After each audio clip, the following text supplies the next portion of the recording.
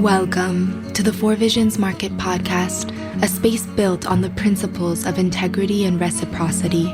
Together, we will engage in thought-provoking conversations about plant medicines, why these plants are coming out of the rainforests, jungles, and mountains after thousands of years, and what it means to be in right relationship with the ancestral wisdom cultures and guardians of these traditions.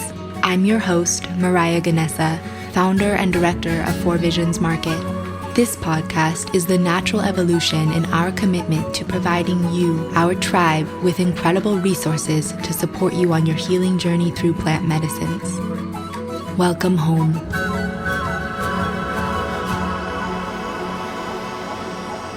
Welcome back, Four Visions family. This week, I had the tremendous privilege of sitting down with my dear brother, Alex Patterson, to get to hear his epic and inspiring story, as well as his plethora of wisdom on some important topics.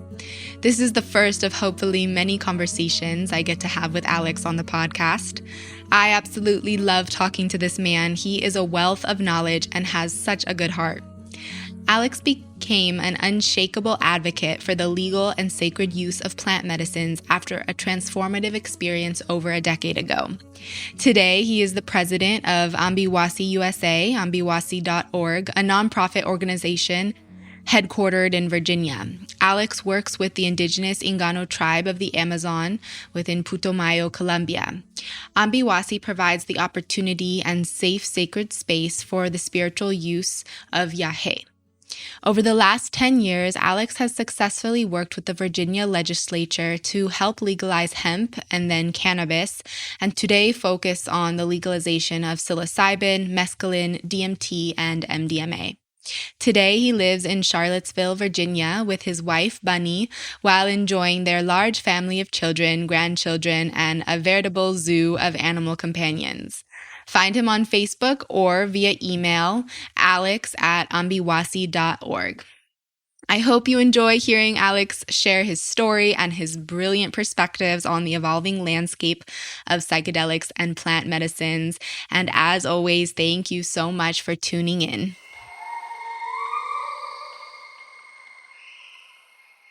I would like to take a moment to share a holiday message from Four Visions. This holiday season, we are reflecting on the power of legacy. As we go walking this spiritual path, we have the blessed honor to plant the seeds that will be harvested by the generations to come. With everything that we have faced as a human family this year, now more than ever, we wish to attune our prayers, thoughts, and actions towards the children. What earth will our children and our children's children inherit after we have departed? We'd like to share with you the four visions that are the foundational pillars which guide our mission. Vision number 1. We envision a future where all humans thrive in optimum health and vitality. Vision number 2. We envision a future where the waters run clean, the air is pure, and the earth is healed. Vision number 3. We envision a world where all beings are connected to their intuition and higher selves. Vision number 4. We envision a world that honors sacred traditions and the interconnectedness of all life. This year, with your help, we have been able to continue expanding our impact and fulfilling our mission to preserve ancestral wisdom cultures. Just a few of the incredible projects we've been able to support this year, thanks to you, our loyal Four Visions family, include planting 10,000 botanical plant species in our Planting Magic initiative in partnership with Magic Fund Amazon, further supporting the vision of ensuring that the healing botanicals of the rainforests continue to thrive for many generations to come. Funding the build of a new classroom for the Yawanawa School Iskavakahu, dedicated to the reviving of the ancestral traditions and restoring of dignity and identity to the Yawanawa people. And this holiday season, we were able to donate books, clothing, and art supplies to an Ingano school in Putumayo to bless 70 indigenous kids. This special school focuses on the principles of good thought, law of origin, maternal language studies, ancestral wisdom practices, and indigenous identity.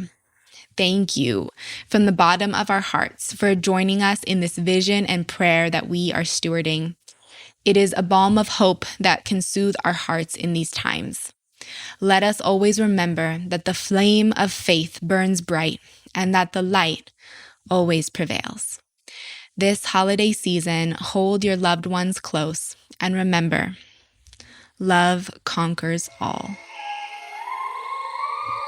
Welcome, Alex. Thank you for coming on to the show today. I'm so looking forward to getting to share and have one of our famous, inspiring conversations that always come through when you and I get to chat. So I just want to give you a warm welcome to the podcast, and thank you so much for being here today. So grateful. So grateful for the invitation. Thank you. Beautiful. So, Alex, you are a dear brother of mine. We have gotten the beautiful blessing and opportunity to be on this path together, to study, to get to know one another, to offer companionship, support, spiritual counsel to one another, and just get to walk this beautiful path. And so here today, it's such a privilege to get to share this beautiful man with our platform, our listeners, because I love you so much and I believe in you and really just feel like you have a lot of incredible wisdom to share. You're such a bright light. You're such a man of service and such a good heart, such a good father, partner, and really just want to celebrate you and share you with our beloved Four Visions community today. And with that, why don't we start off with an introduction to who is Alex Patterson? Tell us a little bit about who you are. Introduce yourself to our listeners. Share, a little bit about your story, your journey, whatever feels natural to you in this moment. Wow. Well, Mariah, I am truly honored. Thank you. Thank you for all those great compliments. And I'm thrilled to be here. I'm 56 years of age. Let's start with that. I was born and raised in the same town that I live in now. So I've lived here my entire life. I live in Charlottesville, Virginia, born and raised in Martha Jefferson Hospital. I met and married a woman that I've known since she was 9 years old. And she also born and raised in the same hospital. There's a great story there, but that's probably for another podcast. But I, with Bunny, my wife, his name's Bunny, we have 7 children. We have 2 grandchildren and a third on the way. And in many ways, I was a very unlikely candidate for the kind of conversation that we're going to have today. I had a life that just was not in a trajectory for the kind of experience that I have had over the past decade now. It's been a little over 10 years since I first got on the path, and I've been with this beautiful tribe now for just a little over 5 years. So it's been just really, really beautiful to be here. Can I just say something kind of interesting about this whole thing? Mm-hmm. So I first, you didn't ask this, but I'll just say it. I was first asked to kind of get on the plant path way back in 2013. And the ask was to help a number of other people involved here in Virginia to legalize hemp in the Commonwealth. And largely because of my non-connection at the time with the plant medicine world, I was advantageous in helping get some conversations going. And ultimately, we were able to legalize hemp successfully back in 2015. But I'd had an experience that just blew me away, and it put me on the path. So I don't want to take words out of your mouth, but can I just tell that story? Mm-hmm. Go for it. Yeah. All right. So throughout this process, I was working in trying to find the most serious-minded research scientists in the country that could talk about hemp. And you have to remember, today's 2023. We're talking about 2013. In the past 10 years, it has been a Herculean explosion in the plant medicine industry. But back then, nobody was talking about it. And even wearing something as seemingly benign as a little hemp leaf on my lapel was kind of bold. And I had made the decision to wear that on my lapel, when I would go to cocktail parties or go to church functions or go to school functions. And I was trying to get people to talk about it. And generally people were not very interested. And then within a very short period of time, the interest level just exploded. People became very, very interested. And so within the first 12 months of me trying to encapsulate my own education and research, I did meet many research scientists. Most of them were on the Eastern Seaboard. But this led me to a fella named Roland Griffiths, who today is very, very famous. And of course, he's quite ill and has stepped down from his position and is healing up his life and getting ready to roll up the scrolls, quite frankly. But at that time, really, he wasn't, nobody knew about him. There hadn't been all these research reports. He hadn't amassed this Center of Psychedelic and Consciousness Research at Johns Hopkins University. None of this had happened yet. He was just doing this little bit of research with psilocybin. And he was in a corner office without even any permanent furniture in it. And today, of course, the organization that he built has, I don't know what the actual number is today, but at one point it was close to 30 million in private donations for the research of this very topic. And it was the safety and the security, quite frankly, that I immediately felt with Roland, that I was interested in what he had to say. Now, I have a little confession. When I was a young man, before college, and then in the first little bit of college, I was not a very tame person. I was a little wild. So I had had some experience with plant medicines, but not at all in the context of a ceremonial or spiritual or self-inquiry. It was all social, out with parties or at a concert or something like that. And at one point I was hoping I was going to be Jim Morrison, maybe, I don't know. but that was decades. And then decades ago. And then I got serious and I got married and had kids and took my life quite seriously. And then I was now being reintroduced to this new way forward with psilocybin. And my wife is a health nut. She's our youngest child was 10 pounds, 10 ounces, and she didn't even take an aspirin. So that's the kind of woman Bunny is. She's a completely natural woman. She'd be happy washing her clothes, over a stone in a stream or something like that. So she was really deeply investigating the safety of psilocybin. And when Roland had said to me, which we later found out to be true, that there was more toxicity in 1 cup of coffee than in a high dose of psilocybin, I became convinced that it was physically safe and that it was mentally safe and emotionally safe. And so we did it. We jumped. And I had this big experience. And I just want to briefly describe not the experience itself, but the outcome of the experience. And that's what really put me in a chair and on a microphone with you today, all these years later. And so here it is. And this is not very flattering of me, but I'm gonna tell it accurately as it actually happened. So years ago, reflexively, without any thought, it had a lot to do with how I was raised.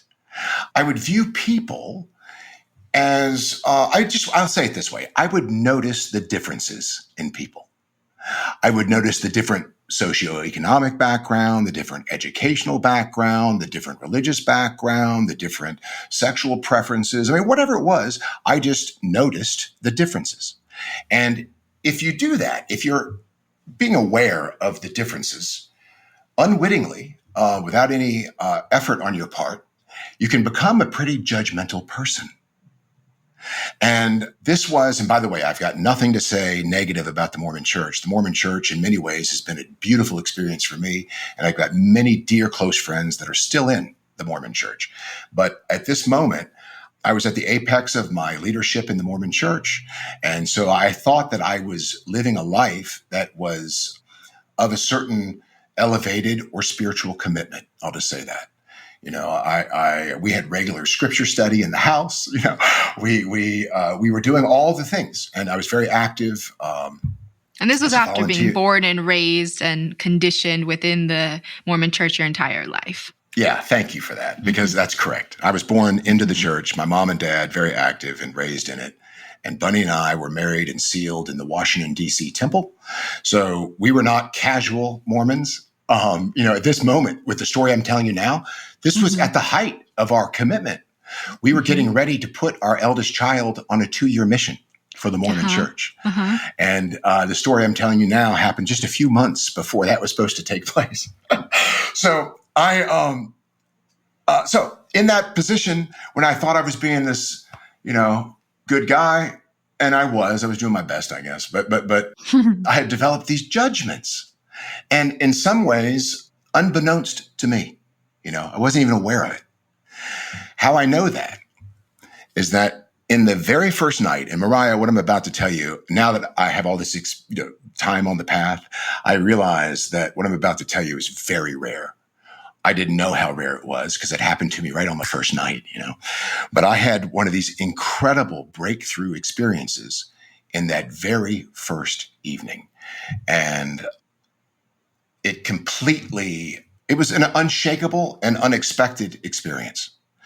And in a flash, there was a visceral understanding. There was this clear understanding of the unitive nature of all of it, not just me and my beautiful brothers and sisters here on this earth, but the tree outside the window, the bunny rabbit underneath the tree.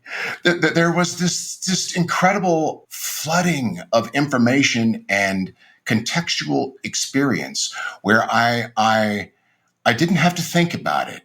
It was beyond thought. Yet I knew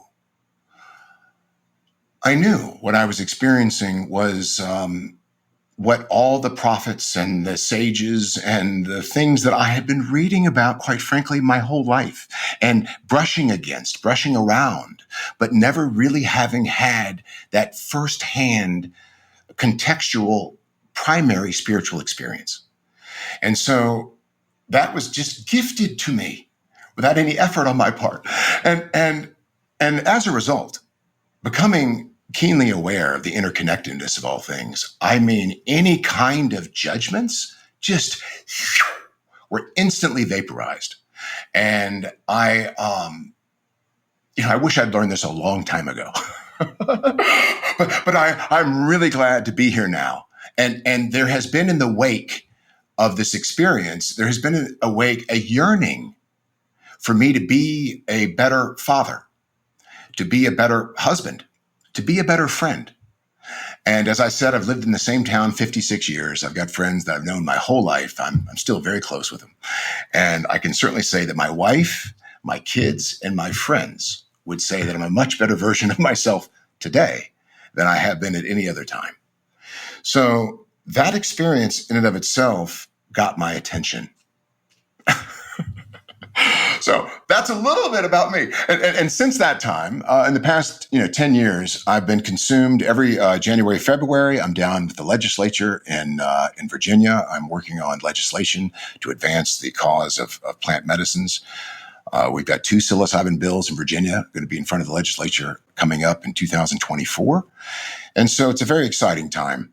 But I will say, and I'm not playing to the crowd, I'm going to tell you this. The greatest blessing of this whole experience was meeting this tribe. I have gained more depth and understanding of my own life, of how to interact most effectively with my own inspirations or desires, how to interact with my brothers and sisters. This tribe, I don't need to tell you, it's a pathless path, but this path is one of the most beautiful cultivations of the spirit. It is a cultivation of consciousness in a way that I I mean, it's incomparable. I've never seen anything else like it anywhere else in the world. And in conclusion, then I'll let you ask me another question. I think, and I don't mean to be cynical here, but often things in life kind of overpromise and sometimes underdeliver. That's just been kind of the way it seems to be sometimes. This experience for me delivered more than I could have ever expected. Literally, and I may be an extreme case, but literally it has remade me from the inside out. And I am so grateful for that.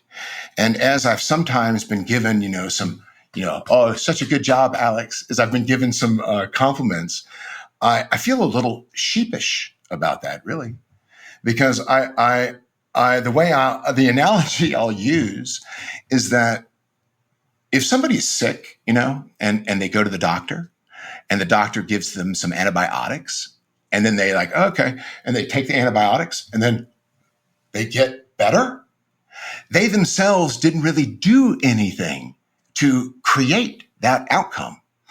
That is a very appropriate analogy for this experience with me. Now, there's a lot of work to be on the path. That I get heartaches. We, as I told you just before we got live, we lost a little family companion this morning. And life is difficult in many, many ways because I think life is hard for everybody, and anybody you're going to meet is fighting a hard fight. But for me to walk into the daily, constraints or consternations of life, the depth of understanding, and really why I love this tradition, and we can talk more about this later, but one of the reasons why I really love the lineage, I'm talking in particular about the Inga, is that there is this profound yet simple wisdom, this application of what we really are. It's this stripping away of so many of these man-made constructs and a purging, if you will, of many of these things that we hold. And if we're able to submit, if we're able to let go, I mean, that's the big thing. And we all hear about it, but very hard to actually do. And so if we're able to actually do it and kind of get out of our head, out of our thoughts, out of our story, there becomes this kind of beyond thought. I know none of this sounds right, but if we can get beyond thought, it's very hard to describe. There becomes an opportunity for pure communication. And anytime that I go to ceremony or come down to Colombia and sit with everyone, I always ask myself, to what end? Why am I doing this? And again and again and again, and there's no bottom to it, there is this cultivation, or no top to it, whatever.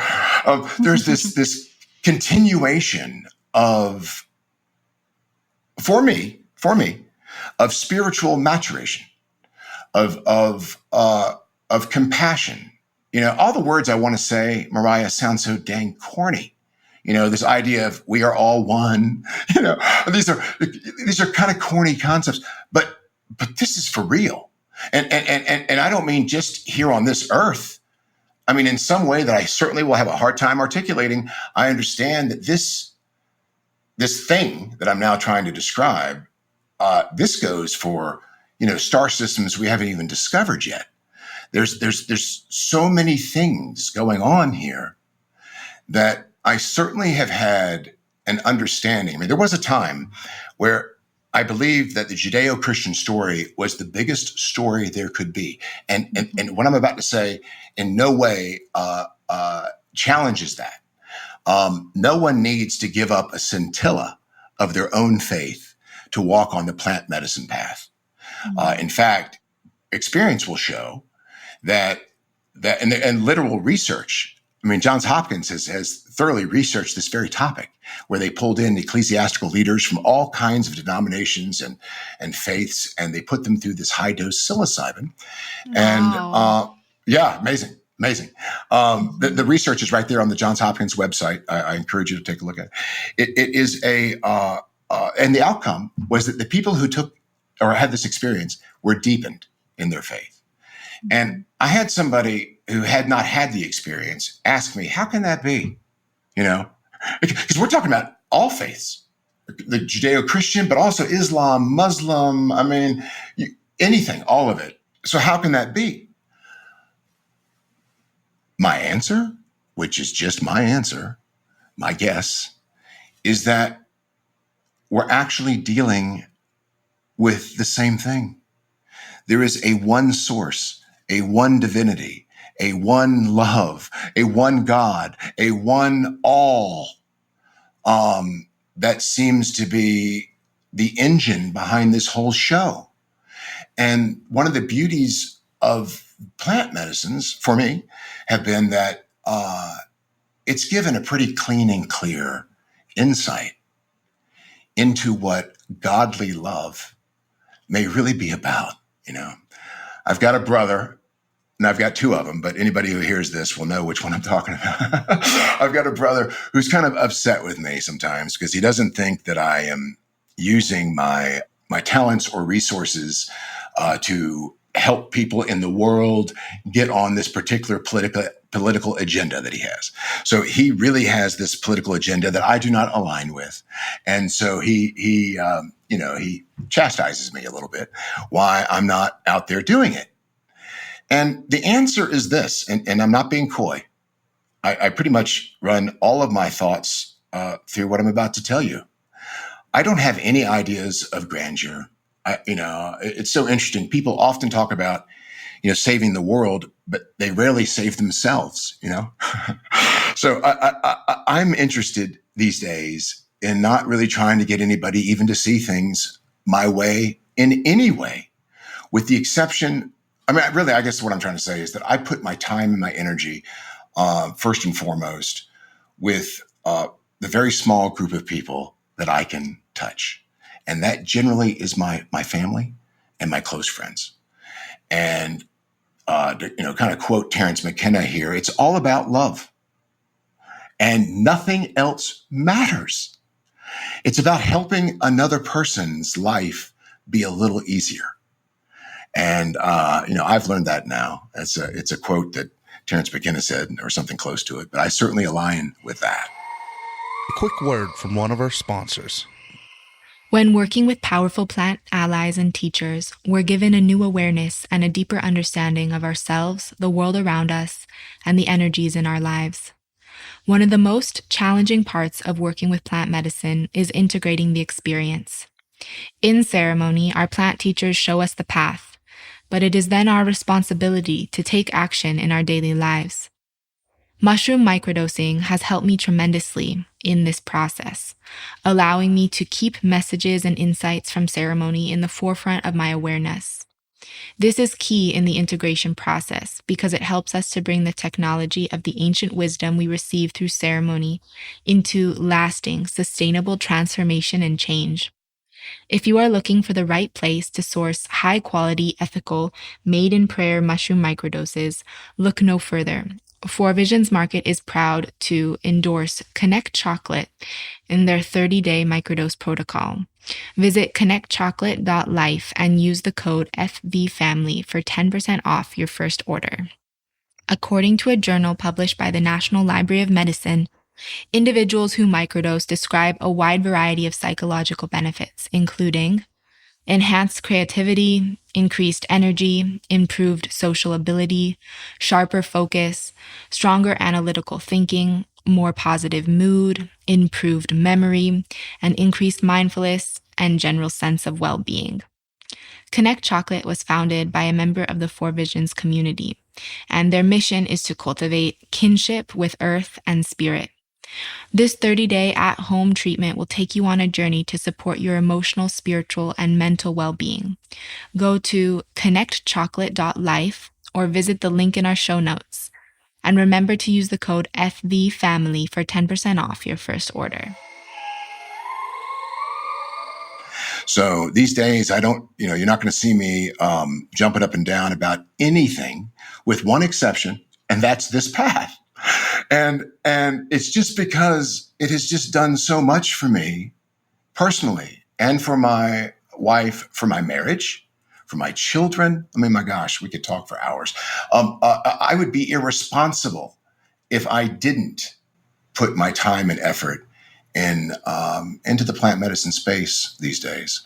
But I want to make sure that I'm doing it in harmony and in sync with what I view is a grounded and contained manner.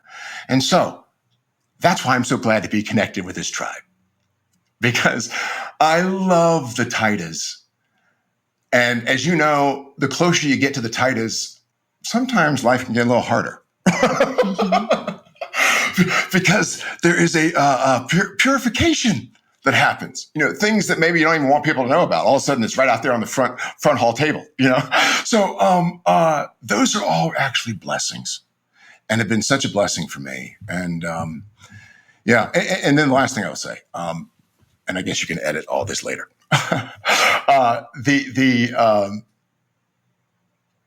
And maybe you can ask me questions about this too. But I had a kind of I'll just say it, a disturbing conversation with a brother in our tribe who is a very accomplished medical doctor. And he attended the MAPS conference out in Denver.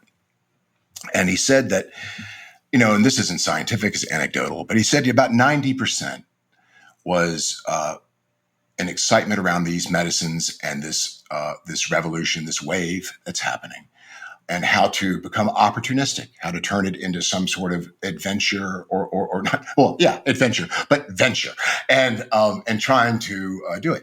And then even this is the part that was disappointing, and it really gets me what I'm about to tell you.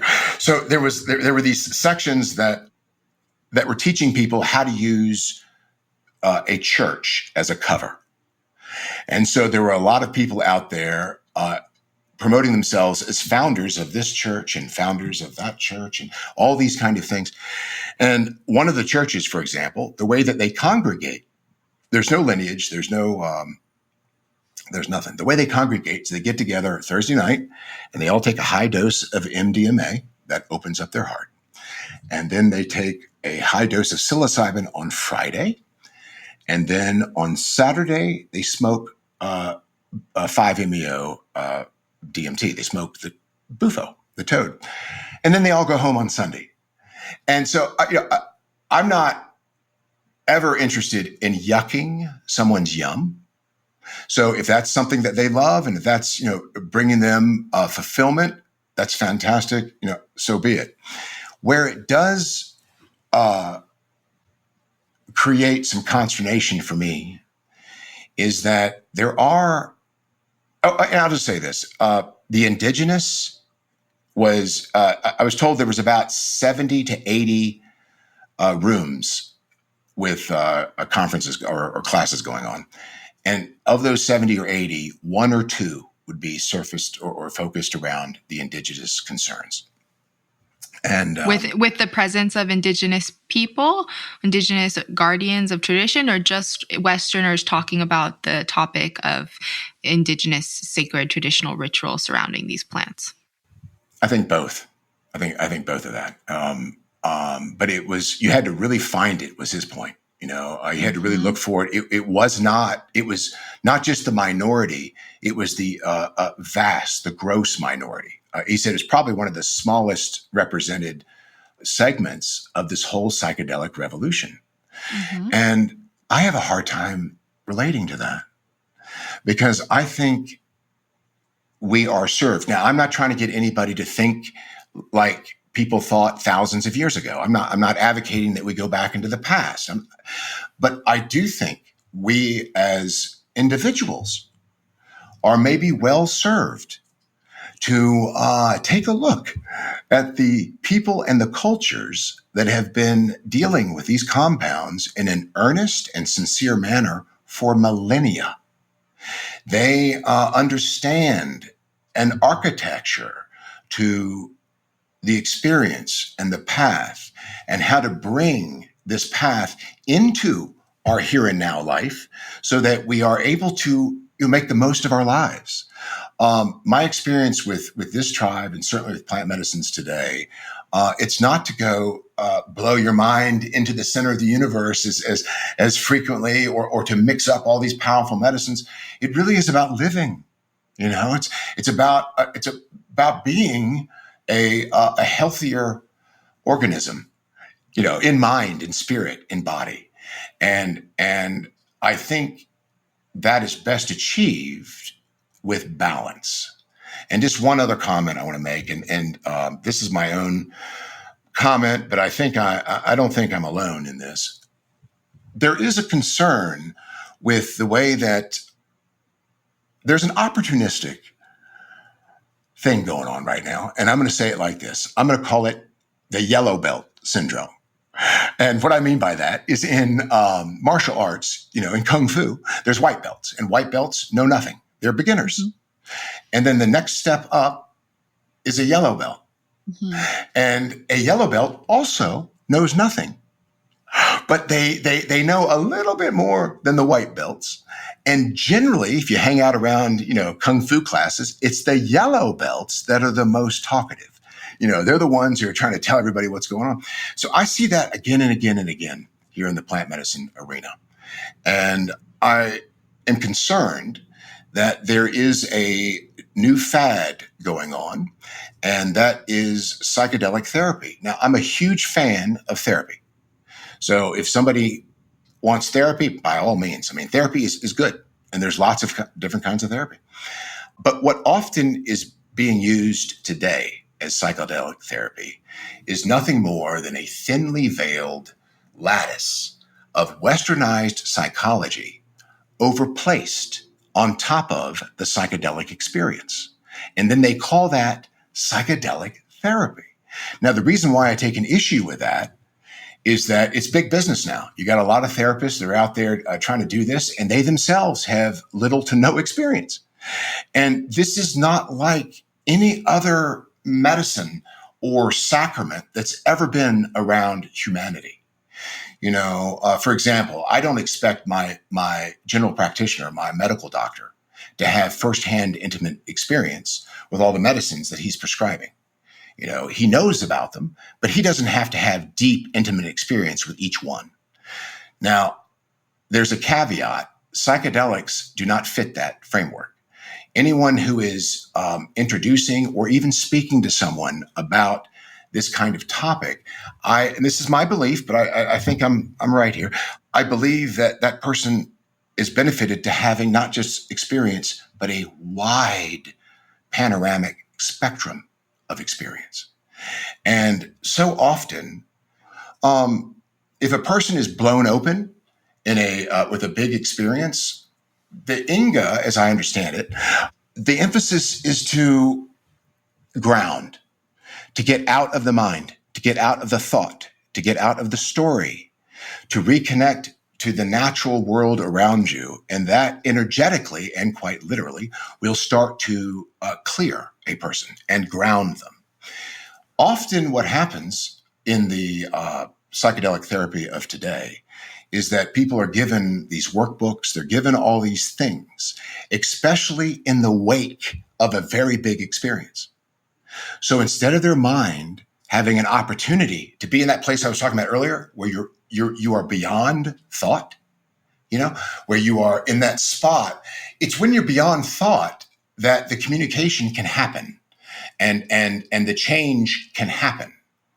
But so often, what I've witnessed in psychedelic therapy with the workbooks and all these questions and everything else, it can almost create more excitement in the mind, more of a story.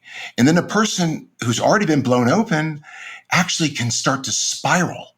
They can start to really careen into a place that may not be that healthy for them.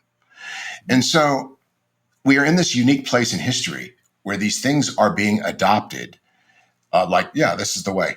And I'm talking about psychedelic therapy without any historic evidence of it being effective. And in fact, we have a lot of evidence that westernized psychology up until this moment has been ineffective. There is some research saying that cognitive behavioral therapy is good. That's very good. But a lot of the psychotherapy and a lot of the other modalities, maybe it's not been as effective as we were hoping it would be over the last 50 years. And in this, I'm including the SSRIs, all the things that they've been trying to do. And so now they're just taking that and putting it over top of the psychedelic experience. And I really encourage people and everybody's going to have their own choice, by the way. I mean, if you want to see a cover band, you can see a cover band. But if you would like to maybe try to get a little closer to what this, and I say that colloquially, what this is about. And by that, I mean kind of the walk of consciousness, the walk of spirit.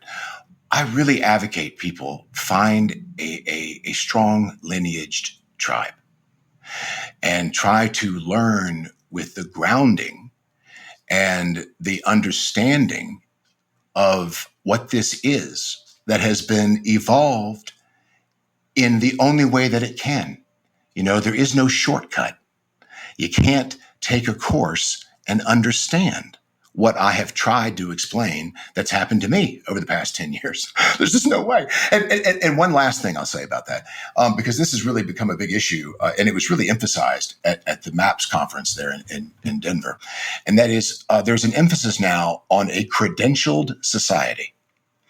And by that, if you're a PhD and if you have spent whatever it is, I've heard anywhere from 10 grand to 20 grand for one of these psychedelic therapy certifications, you're now then qualified, right, to administer psychedelic therapy. Under this idea, the beautiful titans that I have gotten to truly know, I don't, initially, you kind of know them from a distance, but if you're fortunate, you get to really know them, and you know them and you get to know their heart. These are some of the most beautiful people, most earnest and straightforward people I have ever met in my life. And they certainly understand what this is about. And the this, of course, is plant medicines. Yet, according to the westernized model and the momentum that's headed now, Mariah, our beautiful Titas would not be qualified to hold space for someone in a ceremony. Now, if that doesn't sound like maybe we're getting a little bit off track, I don't know. So, and again, I'm not advocating that you only can do this with an indigenous. I'm not saying that. I'm just saying, and I realize I'm a minority voice, but I'm trying to get people to hear and to understand that there may be a different way to look at these medicines and to look at this whole process. And not to denigrate the other church that was doing all these multiple sacraments, there is a beauty and a depth that will reveal itself in a person's life if they walk in a way that is, there's no rush either, right? These medicines have been around for thousands of years. We don't have to do them all by Sunday. There's often a lot to be said to working with them and walking with them. Wow. Thank you so much for sharing your wisdom with us, Alex. You are a wealth of knowledge, and I just love hearing you speak. So I hope that all of our listeners are enjoying this conversation, everything that's coming through you at this time, because I was just with you throughout that, and so many downloads, so many important points of clarity that really just came through in such an eloquent way. And so thank you so much for sharing all of that with us. And, there's so much to go into and so many places we can go in the conversation from here.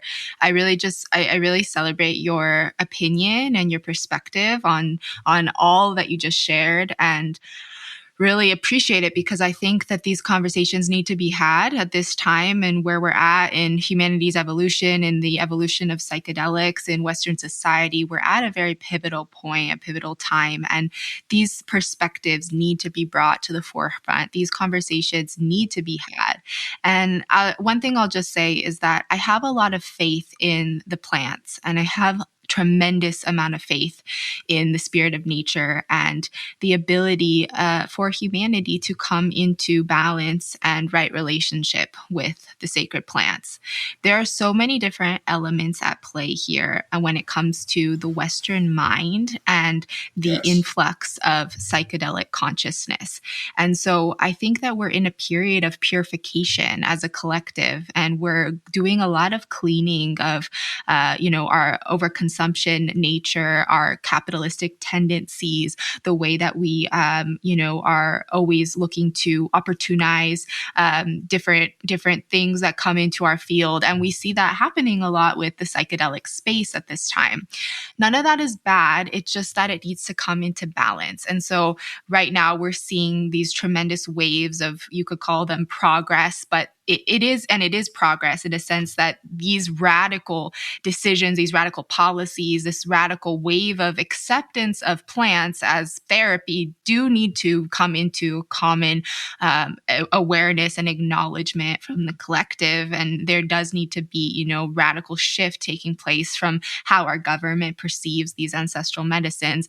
And then there also does need to be a recalibration that takes place within the space of really what we're valuing and how we can bring the sacred, the ancestral into balance with the evolution of human consciousness. And so I believe that we're going through a very complex process that may take a decade, may take longer, where we're going to see different stages of evolution of what's accepted practices of working with plants, as well as like a clear path forward for how we're going to work with our spirituality in this way, in a way that is protected, in a way that's legal and safe, as well as, understanding that we're working with two very different approaches here, right? This traditional, the ancestral, and you made such a good point about, our teachers, chiefs, elders, shamans, and taitas that have been born and raised in cultures that have stewarded these traditions for millennia, not being qualified in this new model that's coming forth. And I think that that's a really important red flag that we all need to be aware of as we go through this process of the unfolding of what the way forward is going to be. And, I really appreciate you coming on to the show and expressing your opinion so strongly, because even within the context of this season, we've had different guests come on with completely different opinions about what's happening in the psychedelic space. And so having you on feels really perfect, because you're giving this other perspective that's also very opinionated and strong and rooted in your own personal experiences and what you've witnessed in others. And so what I think the answer is that we cannot close ourselves off to one way. And this is a really good opportunity and teaching for anyone who is participating in the evolution of plant medicine consciousness in our society, who is either working and ingesting these plants and working with them on a personal level, or somehow involved with, the path to legalization and development of different formats of working with this in a safe and effective way, that everyone is involved in the many different threads of conversation that need to be had, and that we do listen and understand that every perspective, every way forward has validity. There's truth in all of it, and that there's not one way forward. And I think that for me, I'm also very rooted in the yagé tradition. I also have been studying this path with a lot of devotion, commitment for over a decade. I believe that this path of lineage and tradition is my way. But through my work with Four Visions, I've had an incredible opportunity to come into contact with so many different types of plant medicine practitioners. And it's been an opportunity to really widen my scope, release my judgment, open my mind to the possibility of this incredible point in humanity's evolution that we have the blessing to witness and be a part of at this time in our lives. To be alive right now, it's such a gift and such a blessing. Yes. And so I think really the answer forward is in really putting into practice the architectural wisdom that lies within these expanding substances and medicines that we're communing with. And, you said it so beautifully at the beginning, and it ties full circle here. It's like really releasing those judgments, releasing this attachment to us knowing the way and having all the answers, and being open to this ever evolving organism and in service to the evolution of what the plants want us to do, right? And like so Yes, much of the yes. Western mind is conditioned to really think that we know and to operate from a place that is not in union or communion with the force of life. And that is Yes. the part that is a red flag in this process. Like, we as plant medicine practitioners, regardless of your path, regardless of the role that you're playing in this process of evolution, we have to be in service to the plants, and we have to be Yes. in service to the ancestral wisdom that the plants offer us. And if we can do that, and I have faith in humanity and in the psychedelic community to do that. And I think it may take some time. I think we may meet some road bumps. I think we might even get a little lost in this process, and it may take some reevaluation. But I do have faith that the plants will guide us in how to integrate them into modern society. They're doing it already. Four Visions is an incredible example of just that, right? Something Yes, that you yes. think that should only exist in one setting, the reality is it's not anymore. So how do we do it? And there's no design to follow. We're creating a new design. So essentially it does require this openness, receptivity, and going forth from a place of listening. And so I think those are like the main takeaways from all of that. And there's so much more to talk about. And when it comes to what does the way forward look like, the way forward in the sense of like, what does it look like to do this in a good way? And that's something that we're constantly asking ourselves as a brand. And I know that you and I have been in in-depth conversations about that as we traverse this other territory of, the way forward for working with our spirituality in a legal and protected way. And so ultimately, it's this constant investigation, this humility, willingness, and openness to hear, what is the answer, and to go on that investigation process. And the answers will come, the clarity will come. And it's very normal to be in this new wave that we find ourselves in, where it's like, okay, it's all free flow, free game, right? Like the plants are just like running loose. And then I think that we will get to this recalibration period, and there will be an understanding. And yeah, there might be some short-term dangers or short-term harm that comes through this investigation process. But in terms of the greater evolution of where we're going as humanity and how these plants are going to serve, I do have a lot of faith in the ability to bring forth this new architecture. Mariah, you're one of my favorite people. You really are. I absolutely love your mind. I love your heart. And I agree with everything you said. And I'm just so grateful that you invited me here to have this chat. I hope to be invited back.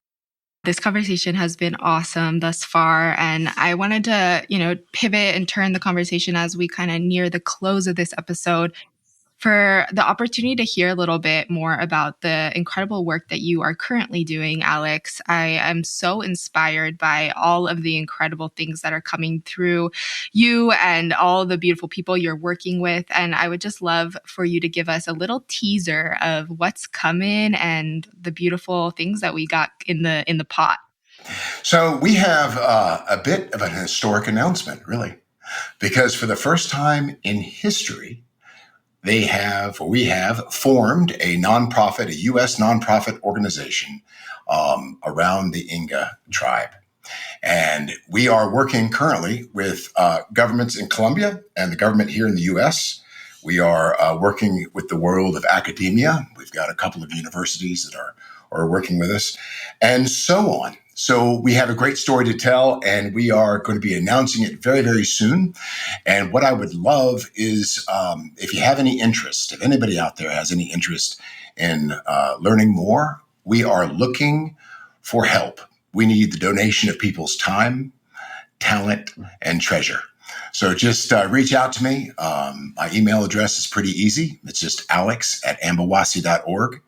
And I'm just grateful to have the opportunity to be doing this, because I think it's going to, if we have a lot of people that will help, I think it's going to be an opportunity to really have a great deal of good in the world. Sounds so corny.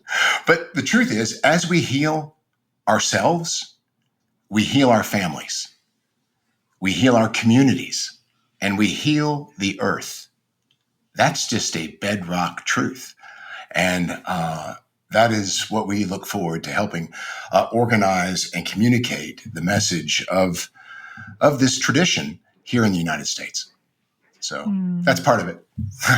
Beautiful. Well, more to come, and we will definitely get you back on the podcast in the coming seasons to share with us the updates. This is the first time we're really announcing it on a large scale through this podcast. And yeah, ultimately, coming back to a lot of the different themes that we touched upon in this conversation is like the path, the plant path, and protecting our legal sovereignty, and really integrating all aspects of our spirituality in a way that provides a way forward for us to gain the political protection, as well as to be able to practice these medicines, knowing that we're doing nothing wrong. And I feel like that is such a big part of why we're doing what we're doing. And we've had so many incidents over the years that have, left us feeling so desperate in terms of our need for that protection.